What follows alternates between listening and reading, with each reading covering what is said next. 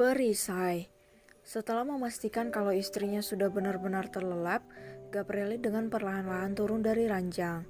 Dia berniat pergi keluar, menghirup udara segar, sekaligus mencari ketenangan untuk memahami sisi lain dari Elea yang baru dia ketahui. Sebelum meninggalkan kamar, Gabrieli terlebih dahulu memperhatikan wajah cantik istrinya. Ada bagian dalam dirinya yang berontak marah karena masih tak bisa memahami penderitaan yang selama ini ditanggung oleh istri kesayangannya. Elia, apa kau pernah terluka parah akibat keistimewaanmu ini? Kau begitu cemas, takut tidak ada yang mempercayai perkataanmu, bahkan ketakutanmu itu sampai terbawa dalam alam bawah sadarmu. Sebenarnya, seberapa banyak rahasia yang kau pendam selama ini, sayang? Usiamu masih sangat muda, tapi kau sudah menghadapi badai yang aku yakin bukan badai biasa. Setelah puas memandangi wajah istrinya, barulah Gabrieli keluar dari dalam kamar. Hatinya gelisah, bukan karena ada orang yang ingin mencelakainya, melainkan karena memikirkan keadaan psikis istrinya yang tidak berhenti menggumamkan kata, "Tolong percaya aku tidak bohong," saat baru memejamkan mata. "Tuan muda, Anda belum tidur?" Gabrieli yang sedikit melamun tersentak kaget saat ada yang bertanya. Dia lalu menghela napas saat mendapati Ares yang sedang berdiri di hadapannya. "Kau rupanya membuat kaget saja. Maafkan saya tuan muda," sahut Ares. Gabrieli mengangguk. Dia lalu teringat dengan mobilnya yang tadi diyakini Elea akan meledak. "Ares, apa kau sudah memeriksa mobilnya? Juga apakah menemukan seseorang yang mencurigakan di sekitar pohon pinus?" Ares menggelengkan kepala. "Tidak ada apapun di mobil maupun di luar rumah, tuan muda, tapi saya yakin ketakutan yang dirasakan oleh Nyonya Elea itu nyata. Beliau tidak bohong." "Kenapa kau yakin sekali? Apa kau mulai ada rasa pada istriku?"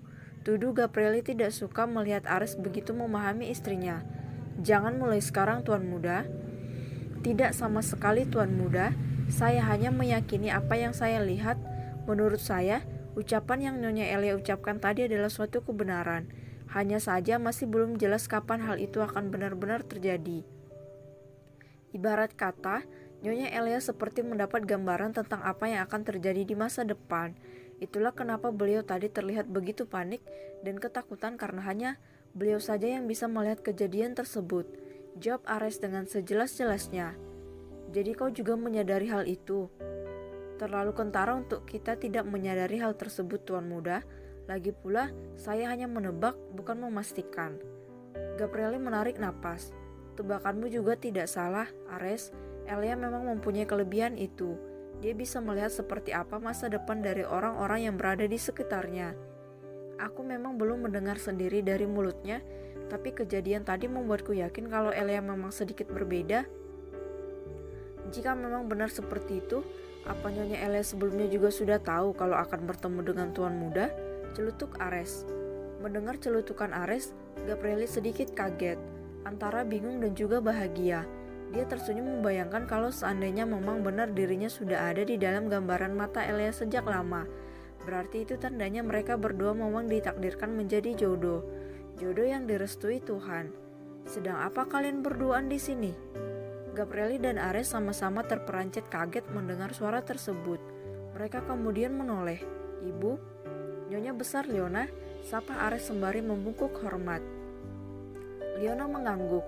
Dia tadinya ingin pergi melihat menantunya karena merasa sangat tidak tenang. Tapi dia malah menemukan anaknya yang sedang berbincang dengan asistennya tak jauh dari lift. "Gabrieli, bagaimana kabar menantu ibu? Apa dia sudah tidur?"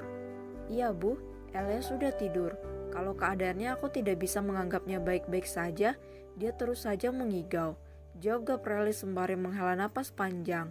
"Mengigau?" beo Leona. Gabrieli mengangguk. Dia lalu menyender ke dinding kemudian melipat tangan di atas perut. "Aku tidak bohong, tolong percaya padaku." Dia terus mengigaukan kalimat tersebut berulang kali, Bu. Dan ekspresi di wajahnya terlihat begitu tertekan, jauh lebih parah jika dibandingkan dengan ekspresinya saat mengingat Jegal. "Ibu, aku yakin Elea pasti menyembunyikan sesuatu yang jauh lebih buruk lagi dari apa yang kita ketahui selama ini. Aku yakin itu." Leona diam. Dia tidak menyangka kalau menantunya akan seluar biasa ini. Tersadar akan sesuatu, Leona segera menatap lekat ke arah putranya. Kalau benar Elia memiliki kemampuan seperti itu, berarti kita semua sudah dia lihat sejak Elia belum menjadi istrimu. Astaga, bulu kuduk ibu sampai merinding. Hal ini terlalu mengejutkan untuk kita semua, ucap Leona sambil mengusap tengkuknya yang meremang. Itu juga yang sedang aku bicarakan dengan Ares, Bu. Dan yang tahu jawabannya, ya hanya Elia sendiri. Kita hanya bisa menebak saja, sahut Gabrieli. Mereka bertiga akhirnya sama-sama terdiam, mencoba menyambungkan kejadian demi kejadian terjadi semenjak Elia datang. Saat ketiga orang tersebut tengah sibuk dengan pikiran masing-masing, dari arah tangga tiba-tiba terdengar suara langkah orang berlarian. Tak perlu bertanya lagi, mereka langsung tahu siapa orang tersebut. Elia yang tadi terbangun seorang diri akhirnya memutuskan untuk keluar kamar. Dia merasa sangat sesak saat ingatan itu kembali datang dan seperti mencekiknya dikala tidur. Dia butuh perisai untuk berlindung, dan perisai itu adalah berada di pelukan suaminya. Tempat ternyaman yang berhasil Elia temukan setelah sekian lama menderita. Sayang, kenapa bangun? Tanya Gabrieli setelah istrinya menginjak anak tangga terakhir. Melihat perisainya berdiri di depan mata, Elia segera menghambur memeluknya. Dia tersenyum, lega karena tak perlu merasa takut lagi. Nyaman sekali. Sudut bibir Gabrieli berkedut mendengar apa yang sedang dipikirkan oleh istrinya. Dia lalu mengusap punggungnya dengan sayang. Kenapa bangun, Hem? Aku merindukan Kak Iyel, tapi tidak menemukannya di dalam kamar, jadi aku menyusul kemari. Jawab Elia tak jujur. Benarkah? Elia mengangguk. Dia segera melepaskan diri dari pelukan suaminya kemudian berjalan menghampiri ibu mertuanya yang sedang tersenyum. Ibu Leona, apa ibu akan percaya jika aku mengatakan sesuatu yang terdengar sedikit mustahil? Tanya Elia tanpa merasa ragu. Sudah Elia putuskan untuk bicara jujur pada semua orang yang ada di sini. Dia lelah menanggung beban ini sendirian. Ibu akan mempercayai semua yang ingin kau katakan. Jawab Leona. Jangan sungkan sayang, ceritakan semua hal yang mengganggu pikiranmu.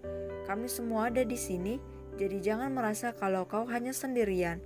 Lepaskan beban berat di pundakmu dan mengadulah pada ibu. Tahu kalau menantunya akan mengatakan sesuatu yang sangat serius, Leona segera mengajaknya duduk di sofa, diikuti oleh Ares dan Gabrieli yang juga ikut merasa penasaran dengan apa yang akan disampaikan oleh Elia.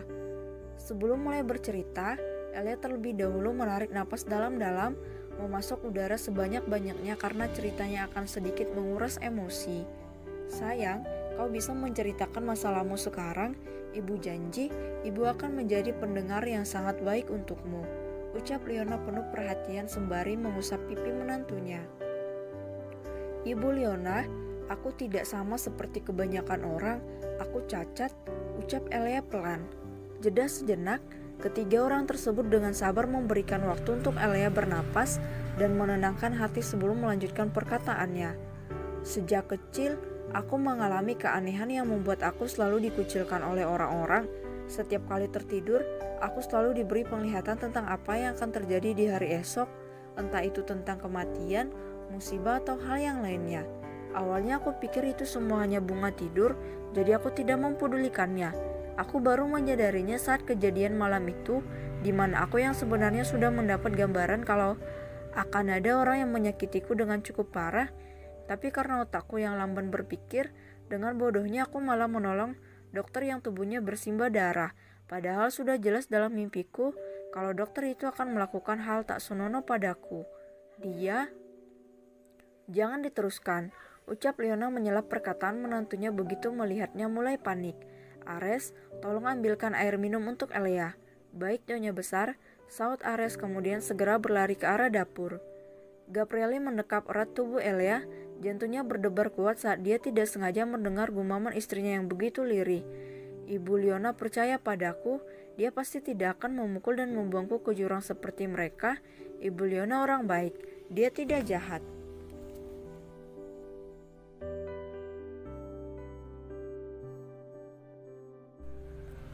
Teka-teki baru. Iyel, pindahkan saja Elia ke dalam kamar. Lagi pula hari sudah malam, masalah ini kita bahas lagi besok, ucap Leona sambil mengelus rambut menantunya yang sudah terlelap. Baik Bu, kalau begitu kami ke kamar dulu. Ibu juga istirahatlah, selamat malam. Setelah berpamitan pada ibunya, Gabrieli segera menggendong Elia kemudian membawanya menuju kamar. Sambil menunggu lift terbuka, Gabrieli termenung sambil memikirkan maksud dari gumaman Elia yang menyebut jika ibunya tidak sejahat orang yang membawanya ke dalam jurang.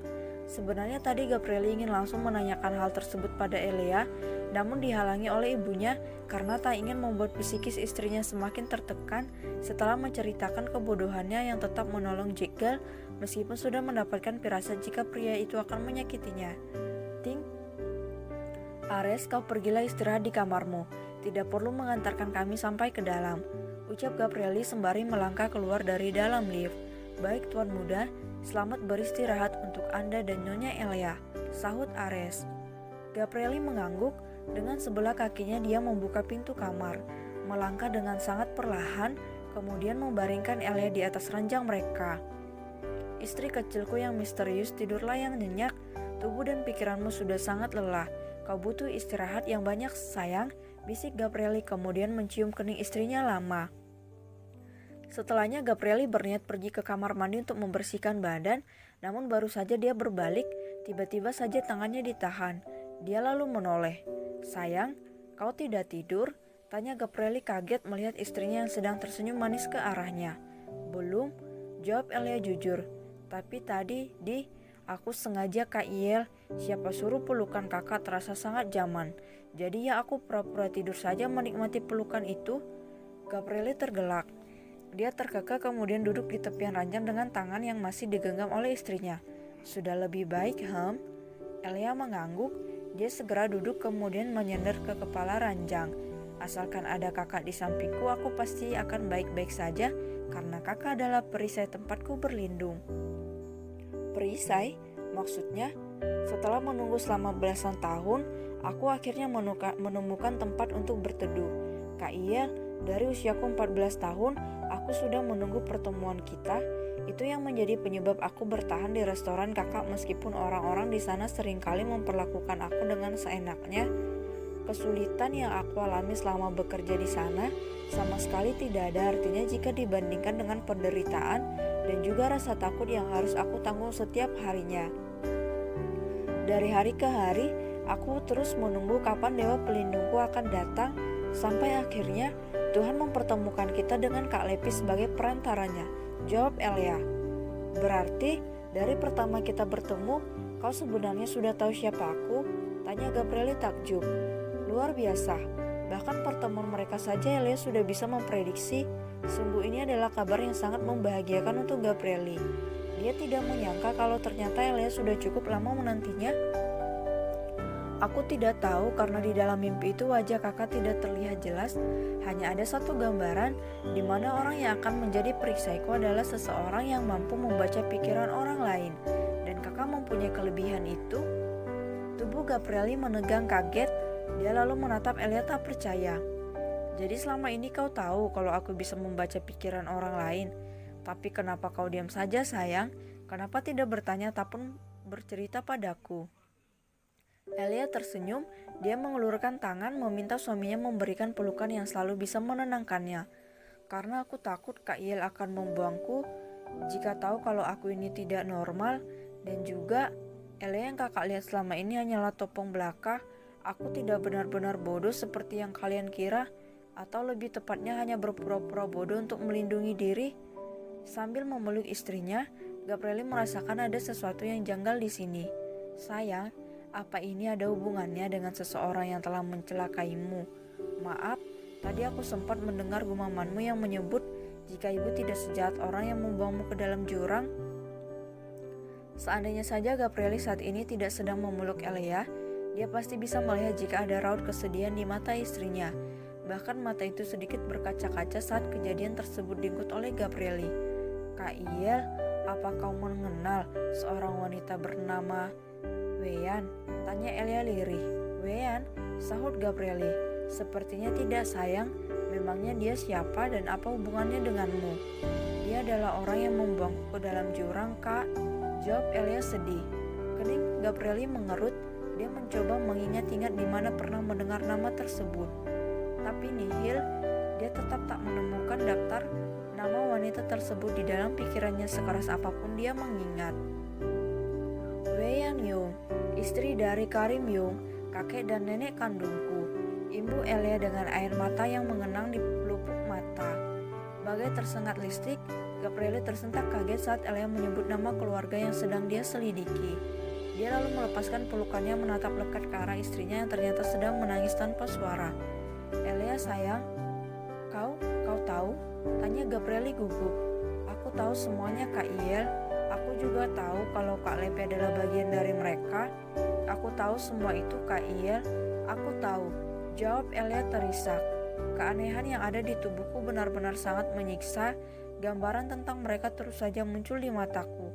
Aku sangat menderita Kak Iel, tolong. Gabrieli shock. Untuk beberapa saat, dia tidak bisa berkata apa-apa selain hanya menatap istrinya yang sedang terisak sedih. Baginya kabar ini terlalu mengejutkan. Dia tidak menyangka kalau Elia ternyata mengetahui semuanya.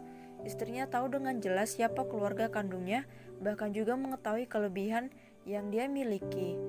Nenek Weyan sengaja membuangku saat aku diusir dari panti. Dia begitu marah sambil terus mengutukku. Kak Iel, tubuhku diikat sebelum anak buahnya melemparkan aku ke dalam jurang yang sangat dalam. Sebelum aku dibuang, aku sempat menanyakan kenapa mereka begitu membenciku. Bahkan tega mengancam pemilik panti agar terus melakukan penyiksaan terhadapku. Nenek Weyan bilang kalau aku ini pembawa sial. Aku adalah anak terkutuk yang tidak seharusnya lahir ke dunia. Aku dan ibuku adalah sama, seorang sampah yang tidak seharusnya menjadi bagian dari keluarga mereka.